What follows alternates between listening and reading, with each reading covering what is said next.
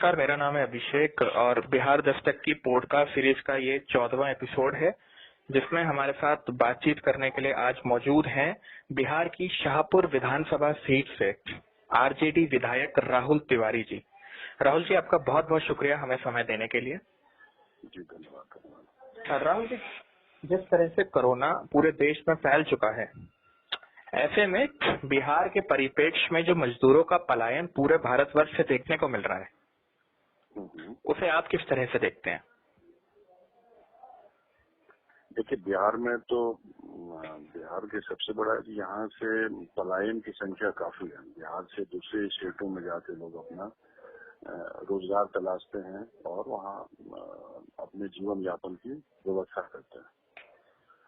तो इस लॉकडाउन में के चलते क्या हुआ है कि सारे लेबर बिहार के और अदर स्टेट के भी लोग जहाँ तहाँ वो फंस चुके हैं। तो बिहार के लेबर जो फंसे हुए हैं, तो उनके साथ दो तीन समस्या काफी गंभीर है कि उनका सहयोग जिस स्टेट में फंसे हुए हैं वहाँ सहयोग प्रशासन के द्वारा नहीं मिल पा रहा। तो शुरुआत में मिली थी, लेकिन बाद में नहीं मिल पा रहा। खाना एक समय मिल रहा है, हो सकता है अगले दिन नहीं मिलेगा, फिर उसके अगले दिन मिलेगा। प्रॉपर खाना नहीं मिल पा रहा है। लोग के पास बाहर घर से निकलते हैं तो पुलिस के डर से वो कहीं जा नहीं पाते, हिम्मत नहीं जुटाते हैं, वो पिटाई लगती है। तो बिहारियों के साथ खासकर काफी समस्या है, क्योंकि छोटा मोटा काम कर रहे थे, गोवा में बालू का जैसे काम करते हैं, वो वहाँ समुद्र के किनारे फंसे हुए हैं। और सबसे बड़ा समस्या है कि उनको अपना एड्रेस भी नहीं पता है। उनसे पूछा जाता है कहाँ पे है, तो बताएंगे गोवा में है या लुधियाना में है, किसी जगह के नाम लेते हैं। अब उनका थाना पूछा जाएगा तो उनको जानकारी नहीं, क्योंकि वो झुंड में गए हैं, 4-5 लोग के साथ गए हैं और लेबर का काम करने, उनको पता ही नहीं चल पाता है कि हम कहाँ हैं और किस तरह है, और मदद नहीं पहुंच पा रही है। इस तरह की समस्या उन लोग के साथ आ रही है। सर, आपने आज देखा होगा कि आज बिहार में कुल 14 कोरोना के पॉजिटिव मरीज पाए गए हैं। काफी दिनों से ये आंकड़ा रखा हुआ था बिहार में। तो इसमें पटना में 6 नए मरीज मिले हैं आज, पूर्णिया में, दरभंगा में, मधुबनी में भी एक एक मरीज की पुष्टि हुई है। तो ऐसे में अभी जब लॉकडाउन हुआ है, आवाजाही बंद है, तब ये जो संक्रमण की जो टेस्टिंग है, तो बिहार में इसकी क्या दर है? क्या ये तेजी से टेस्टिंग हो रही है या धीरे धीरे लोगों को आइडेंटिफाई करके जो केंद्र सरकार ने नोटिस दिया है कि रेड जोन, आपका ग्रीन जोन, उसको आधार मानकर हो रही है, या नीतीश कुमार जी ने कुछ अपना अलग पैरामीटर बनाया? देखिए, अपना अपना स्टेट अलग अलग अपना टेस्टिंग और अपना पैरामीटर लोग बनाए हैं जरूर। और कई केसेस में आप देखे होंगे जो ट्रैवल हिस्ट्री उनका शुरुआत में है और क्वारंटीन होने के लिए वो घर पे गए हैं, और घर पे रहने के कारण क्या हुआ कि उनको वो वायरस उनमें मौजूद था, और उसके चलते पूरी फैमिली को और अगल बगल जितने लोग हैं, पड़ोसी या जहाँ जाते हैं, उनको हो गया। एक तो घर में जो थे, जो छिपे हुए लोग थे, या उनको जानकारी नहीं थी या निकल नहीं पाए, शुरू से लॉकडाउन में वहाँ फंसे हुए थे, तो उसके कारण एक बीमारी आपस में काफी स्प्रेडिंग हो गया। दूसरा, टेस्टिंग नहीं है। हम मुश्किल से, हमको लगता है 3000 प्लस कुछ हुए होंगे यहाँ पे, और यहाँ की आबादी लगभग 12 करोड़ के लगभग में हमको लगता है कि है। उस हिसाब से तो टेस्टिंग कुछ है ही नहीं। आप लॉकडाउन किए हुए हैं, तो लॉकडाउन में घर में रुके हुए कम से कम टेस्टिंग तो हो। अब हमको जो बताया गया था कि 14 दिन का ये कोर्स होता है, या 14 दिन में पूरा आपको बीमारी पता चल जाता है। हम लोग तो काफी दिनों से घर पे हैं, पिछले 22 तारीख से हम लोग हैं, लेकिन अभी नया आता है और उनका अभी नया केस घर से निकल रहा है, उनमें कोई तरह का कोई प्रॉब्लम नहीं दिख रहा है। उस केसेस में तो टेस्टिंग ही करना उपाय है, दूसरा कोई उपाय नहीं। अब सरकार किस तरह कर रही है, हमको लगता है कि टेस्टिंग होना चाहिए, और जिस कॉलोनी में पकड़ा रहा है, कम से कम वहाँ तो तुरंत कुछ व्यवस्था करके लगातार टेस्टिंग होनी चाहिए। दूसरा कोई विकल्प नहीं है।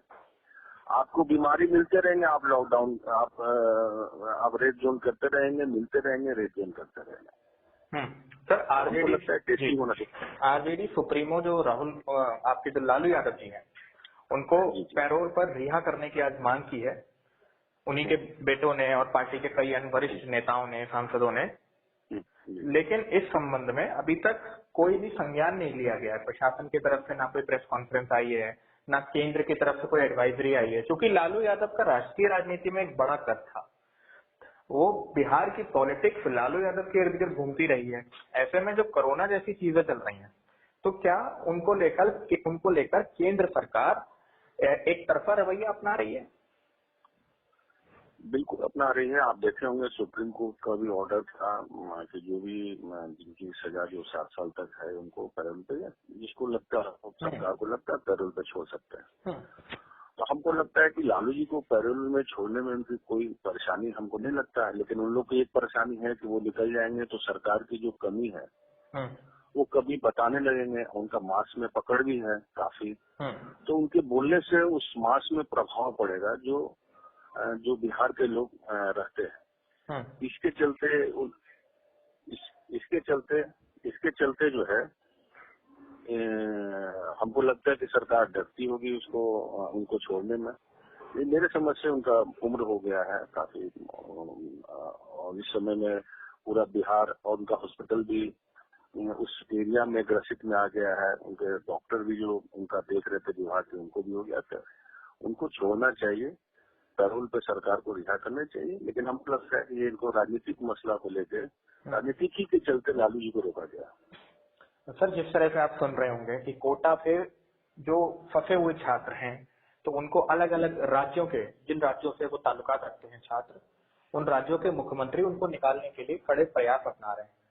यूपी से बसों की व्यवस्था की गई है, अन्य राज्यों से भी उन छात्रों को वापस बुलाया जा रहा है। लेकिन बिहार राज्य की तरफ से कोई खासा कार्रवाई नहीं दिखाई है इन छात्रों के लिए। कहीं ऐसा तो नहीं है कि बिहार सरकार वेट कर रही है कि पहले इनको कोरोना हो जाए फिर हम इनको निकालेंगे, या बिहार सरकार का कोई ऐसी मंशा ही नहीं है इनके लिए? असल में बिहार सरकार का जो रवैया है, खासकर मुख्यमंत्री जी का, वो रवैया एक लोकतांत्रिक व्यवस्था के लिए हम सही नहीं मानते हैं। लोकतंत्र के डेमोक्रेसी लोग उनको चुन के बनाए हैं, तो लोगों का ही जब ख्याल नहीं रखेंगे तो फिर क्या फायदा। तो ये जो रवैया उनको एकदम तानाशाह ये सकता है। उत्तर प्रदेश से कई स्टेट के लोग और राजस्थान सरकार खुद जो है कह रही है कि जिस स्टेट के लोग ले जाना चाहते हैं जा सकते हैं, प्राइवेट व्हीकल से जा सकते हैं, टैक्सी से जा सकते हैं, या कोई स्टेट बस भेजे उसको हम भेज सकते हैं। तो सारे छात्रों को या लेबर भी जहाँ फंसे हुए हैं उनको लाना इसलिए जरूरी है कि बहुत लंबा समय हो गया, क्योंकि ये दूसरा स्टेज पे है। अब लोग को डर है कि तीसरा स्टेज भी जाने वाला है। इसके चलते और बौखलाहट लोगों में है। और वहाँ एक टाइम खाना हॉस्टल में मिल रहा है, कई मजदूर को 2 दिन से खाना नहीं मिला हुआ है। अगर ये स्थिति है तो अपने स्टेट में चेक कर ले, जो भी मेडिकल का जो टेस्टिंग होता है उससे गुजारने के बाद उनको लाना चाहिए, क्योंकि सर सही नहीं है। अनिल सिंह जी जो हैं, ये विधानसभा के जो सदस्य हैं, तो इनके भी पुत्र कोटा में फंसे हुए हैं, ठीक है। तो अब सवाल यहाँ पे ये पैदा होता है कि अनिल सिंह जी के लिए तो पास बन जाता है कोटा से अपने पुत्र को वापस लाने के लिए, लेकिन सर जो विधायक पुत्र नहीं है, जो एक आम नागरिक है, जिसने वोट दिया है, जिसने मुख्यमंत्री चुना है, जनप्रतिनिधि चुना है, उसके बेटे को कौन लाएगा? ये तो एक प्रश्न है, हो जाता है, एक गैर बराबरी का एक हो जाता है कि विधायक भी ले आ सकते हैं तो हम लोग क्यों नहीं आ सकते। एक प्रश्न बनता है, क्योंकि लॉ कहता है कि सब लोग बराबर हैं, सबको एक नजरिए से देखते हैं। तो यहाँ एक नजरिया अलग दिखता है, और मुख्यमंत्री जी का स्पष्ट आदेश अधिकारी लोग पालन नहीं किए, या क्या किसको लाइसेंस देना है किनको नहीं देना है। अब उनको लाइसेंस दिए तो ऐसे कई लोगों को लाइसेंस दिया गया। अभी तो एक का उजागर हुआ है, मतलब 5 निर्गत किया गया है, लाइसेंस कर रहे हैं दूसरे स्टेट से लाने के लिए। ऐसे कई मतलब डिस्ट्रिक्ट से हुआ है जिसके बारे में हम लोग को जानकारी नहीं है।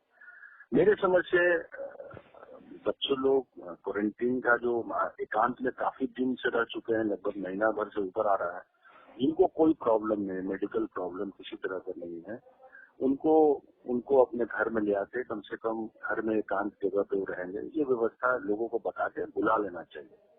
इसमें ईगो नहीं होना चाहिए, क्योंकि आप दूसरे स्टेट के लोग बुला रहे हैं, आप नहीं बुला रहे हैं। और केंद्र सरकार इसमें कोई ऑब्जेक्शन नहीं कर रहा है। उत्तर प्रदेश को या कई स्टेटों स्टूडेंट को जो लेके आ रहे हैं या लेबर्स को लेके आ रहे हैं, तो आप इश्यू क्यों बना रहे हैं? जब केंद्र सरकार इश्यू नहीं बना रहा है, वो चुपचाप है कि ठीक है ले आ सकते हैं, तो आपको बुला लेना चाहिए था। इसमें कोई इश्यू नहीं बनना चाहिए। सर, जो आपकी विधानसभा सीट है शाहपुर, जहाँ पे आप विधायक हैं, वहाँ की स्थिति के बारे में सर बताइए, क्योंकि आप खुद जनप्रतिनिधि हैं, आपकी जनता तक पहुंच रही होगी तभी आपको वोट मिला और आप वोट मिलकर जीते हैं। तो ऐसे में कोरोना के टाइम पर आप क्या कर रहे हैं? किस प्रकार से शासन प्रशासन और लोगों का भला कर रहे हैं, किस तरह से? देखिए, शासन प्रशासन तो अपना काम कर रही है, उनको अपना जिस तरह समझ में आता है। हम लोग से राय मानी नहीं जाती है। अच्छा। मुख्यमंत्री के द्वारा मांगी जाती है, ना कोई डिस्ट्रिक्ट लेवल पर मांगी जाती है। तो विधायकों का बिहार में ही हालत है, किसी मामले में हम लोग की कोई जरूरत नहीं। लेकिन सर, आपकी पहचान बिहार विधानसभा से है, क्योंकि आप सभी बिहार विधानसभा के माननीय सदस्य हैं। बिल्कुल बिल्कुल, लेकिन उसका जो आप पूछे कि आप क्या काम करे प्रशासन, इसका कोई ताल्लुकात हम लोगों से नहीं है। हम भले अपने कंस्टिट्यूंसी में चले जाए, पूछताछ के लिए चले जाए, या राशन वाला प्रॉब्लम आता है तो राशन वाली बात करेंगे। इसके अलावा हम लोग के पास दूसरे स्टेट में जो फंसे हुए हैं उनके द्वारा फोन आता है, लेबर्स के द्वारा, वहाँ प्रशासन से बात करते हैं, वहाँ से राशन की व्यवस्था करवाते हैं। अगर नहीं हुआ तो कुछ जो नहीं हो सका तो पर्सनल मेरे कोई व्यक्ति वहाँ पे हैं, उनको राशन देते हैं। इस तरह भी उनको मदद पहुंचाने का लगभग हम लोग भारत में लगभग हर जगह हम लोग प्रयास किए हैं कि उनको राशन मिले, और उसमें हम लोग सफलता पाए। कंस्टिट्यूंसी जाते हैं जहाँ अभी जन वितरण प्रणाली का बहुत ज्यादा समस्या है, दाल नहीं मिल रही है, दाल बताते हैं गवर्नमेंट की तरफ से लिखा हुआ ही नहीं है। इतना जरूर है कि मेरे कंस्टिट्यूंसी थोड़ा बहुत राशन को लेकर प्रॉब्लम है, जो सरकारी स्तर पर प्रशासनिक स्तर पर जो समस्या आ रही है। बाकी सब लोग लगे हुए हैं, पंचायत के लोग लगे हुए हैं, पंचायत की मुखिया लोग अपने स्तर से लगे हुए हैं, सभी लोग लगे हुए हैं इस काम में।